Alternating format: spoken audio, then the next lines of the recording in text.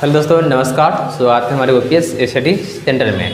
तो इस वीडियो के पहले हम क्वेश्चन 1 से 11 तक का क्वेश्चन सोल्यूशन जो कर चुके थे और अभी क्वेश्चन नंबर 12 डील करेंगे। 11 यदि आप नहीं देखे हुए हैं तो 12 का जो इस वीडियो में डिस्कशन बैंक में हम लिंक दे देंगे और जिसके माध्यम से आप देख सकते हैं। और वीडियो जब देखते हैं तो लाइक कीजिए और वीडियो फुली देखिएगा, यानी पूरा देखिएगा तो आपको समझ में आएगा। चलिए तो क्वेश्चन शुरू करते हैं। क्वेश्चन नंबर जो है कहता है संयोग के एक खेल में एक तीर को घुमाया जाता है। दोस्तों यहाँ फिगर है, यहाँ तीर भी बना देते हैं जो तीर हम नहीं बनाए हैं। यहाँ देखिए, यहाँ से एक तीर निकल कर गया हुआ है। तीर घुमाया जाता है जो विश्राम में आने के बाद संख्या 1 2 3 4 5 6 7 8 यानी कि लिखा हुआ है 8 में से किसी एक संख्या को इंगित करता है। जैसे देखिए इसका फिगर में दिया हुआ है 15.5 में यदि ये सभी परिणाम समप्रायिक हो तो इसकी क्या प्रायिकता है कि तीर इंगित। क्वेश्चन नंबर 1 8 को करेगा। क्वेश्चन नंबर 2 8 एक विषम संख्या को करेगा। क्वेश्चन नंबर 3 2 से बड़ी संख्या को करेगा। और क्वेश्चन नंबर 4 जो 9 से छोटी संख्या को करेगा। चलिए इस क्वेश्चन को हम अभी डील करते हैं। तो चलिए इस क्वेश्चन को डील करने से पहले डील करते हैं हम। तो आपको पता चल गया यहाँ कुल संख्या कितने हैं। आपको यहाँ लिख देंगे हम कुल परिणामों की संख्या, परिणामों की संख्या दोस्तों कुल परिणामों की संख्या है 1 2 3 4 5 6 7 8 यानी कि कुल कितने हैं 8 है। चलिए अब क्वेश्चन नंबर 1 पर जो कह रहा है कुल मतलब आपको NS लिख देते हैं। तो NS कितना हो गया 8 हो गया। अब घटित क्या हो रहा है सो आपको समझना है। घटित क्या हो रहा है, क्वेश्चन कर रहा है 8 को करेगा, मतलब 8 को घटित होने की जब तीर चलना शुरू करेगा तो तीर जब 1 से चलना शुरू किया तो 1 से 8 तक के बीच में जो संख्या है वह 8 पर कई बार कहाँ जाकर रुकेगा, कहाँ 8 है। दोस्तों चलो 1 से तीर चलना शुरू हुआ तो 1 2 3 4 5 6 7 8 8 कितने हैं 1 है तो 1 ही पर तो रुकेगा ना। 8 जब जाएगा तो 1 पर रुकेगा तो 8 जो हुआ आपका कितना है 1 है। तो इसका घटित कितना हो रहा है 1 हो रहा है। तो आपको NE लिख सकते हैं, यानी कि NE जो पिछले वीडियो में हम बताए हुए हैं NE क्या होता है जो कुल घटित होता है। तो घटित कितना हो रहा है 1 हो रहा है। समझ में आया या फिर से रिपीट कर देते हैं। चलिए अब जो तीर चलना शुरू किया तो बोल रहा है सब पर एकाएक जाकर इंगित करता है। यदि 8 2 बार रहता तो 2 गो पर रुकता, लेकिन 8 को करेगा। 8 कितने बार है 1 बार है तो 8 1 पर जाकर 1 ही बार पर रुकेगा तीर, इसलिए 1 लिखे। दोस्तों 8 नहीं लिखिएगा ना तो गलत हो जाएगा आपका। कई बार यानी कि तीर इस पर पहुंचता है तो 1 बार यहाँ पहुंचेगा तो 1 हो गया। इतना तक तो आपको क्लियर हो गया होगा। चलो PE बराबर हम पिछले ही वीडियो में इसका फार्मूला बता दिए हुए थे, जो होता है NE बटा NS होता है। तो NE मतलब घटित होना, तो घटित कितना हो रहा है 1 और NS मतलब कुल संख्या कितना है 8, यानी कि 1 बटा 8 की इंगित है जो तीर जाके रुकेगा इतना पर। दोस्तों तो 1 का जो हुआ क्वेश्चन आपका 1 नंबर का सल हो गया हुआ है। दूसरा नंबर कहता है एक विषम संख्या को करेगा। दोस्तों अब क्या करता है, जब तीर चलना शुरू करता है तो विषम संख्या पर जा के रुकता है। कहाँ तक 8 तक संख्या में से हम विषम संख्या को चुनेंगे। से विषम संख्या कौन कौन सा होता है। चलिए इसमें हम जब देखते हैं तो विषम संख्या 1 3 5 7 यही तो है। 1 3 5 7 1 2 3 4 विषम संख्या कितने हैं 4 है। विषम संख्या 4 है। चलिए तो घटित कितना हो रहा है 1 भाग तो ये हो चुका हुआ है पहला भाग का, दूसरा भाग का हमने यहाँ लिख रहे हैं। तो क्या कर रहा है एक विषम संख्या। तो चलिए यहाँ हम लिख देते हैं विषम संख्या। दोस्तों विषम संख्या पर ही जाके रुकता है।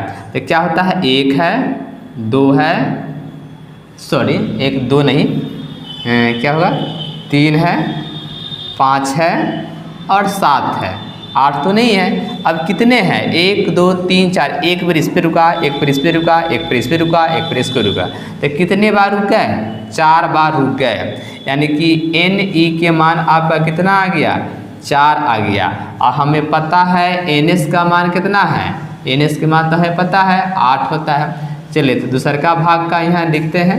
पी ई बराबर जो आप क्या लिखिएगा, लिखिएगा एन ई बटा एन एस लिखिएगा। चलिए घटित कितना हुआ, तो घटित हो गया मेरा 4 और कुल संख्या कितना है 8। तो 4 एकम 4, 4 दूना 8, यानी कि आंसर कितना आ गया 1/2। यही आपका दूसरा भाग का आंसर है। तो चलिए इसको हम मिटाएंगे, उसके बाद क्वेश्चन 3 और क्वेश्चन 4 को सलूशन करेंगे।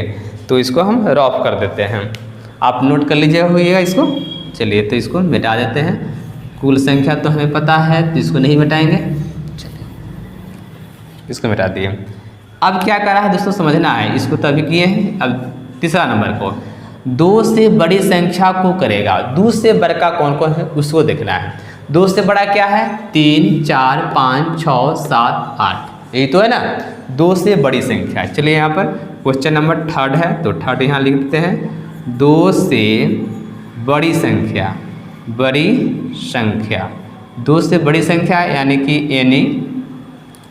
2 से बड़ी संख्या क्या हो सकता है 3 4 5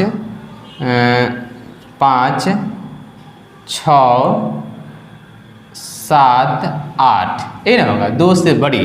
तो 1 2 3 4 5 6, यानी कि एन ई का मान आपका जो आ गया कितना आया 6 आया।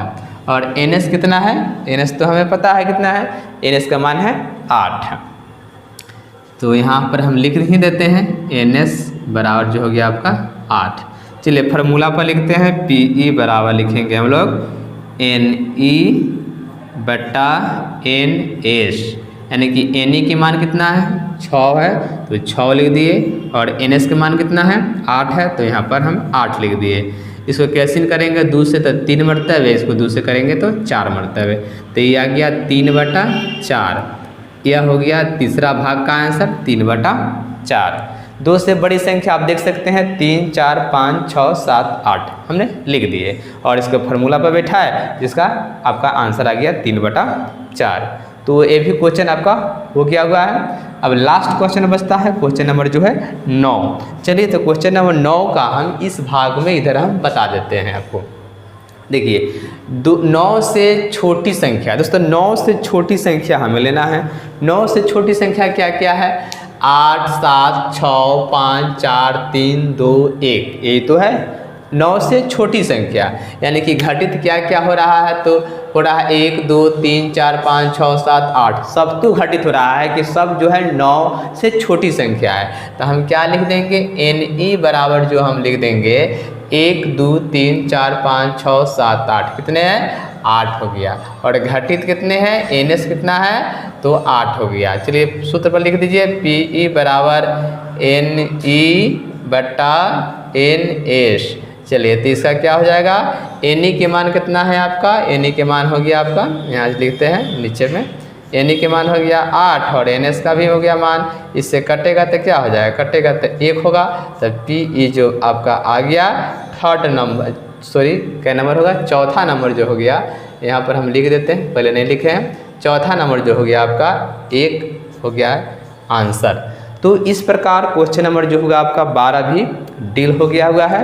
12 के बाद अब क्वेश्चन नंबर 13 पर हम लोग आते हैं, तब तक इसको हम रॉप करते हैं। दोस्तों 12 के बाद क्वेश्चन नंबर 13 है। 13 है एक पासा है। दोस्तों आप पासा यानी कि लूडो खेले हुए है। एक पासा को एक बार फेंका जाता है, निम्नलिखित को प्राप्त करने की प्रायिकता ज्ञात कीजिए। 1 नंबर में है एक अभाज्य संख्या है। चलिए दोस्तों यहाँ लिख देते हैं नंबर 1 क्या है अभाज्य संख्या, एक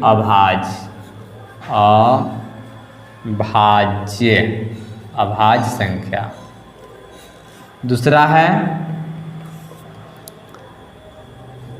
2 और 2 और 6 के बीच, 2 और 6 के बीच की संख्या। और तीसरा जो है आपका हो गया एक विषम संख्या, एक विषम संख्या, विषम संख्या। चलिए इसमें भी संख्या आई है, तो इस क्वेश्चन को हम डील करते हैं। एक पासा है, दोस्तों पासा की कुल संख्या कितना होता है? 6 होता है। तो हम लिख देंगे कुल पासे की संख्या। तो क्या क्या होता है? 1 होता है, 2 होता है, 3 होता है, 4 होता है, 5 होता है, 6 होता है। इतने होते हैं पासा के कुल संख्या, यानी कि NS बोल सकते हैं। तो NS जो हो गया आपका 6 हो गया।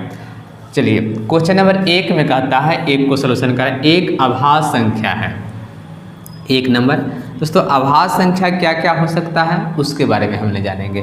तो अभाज्य संख्या, अभाज्य संख्या, अभाज्य संख्या क्या हो सकता है? 1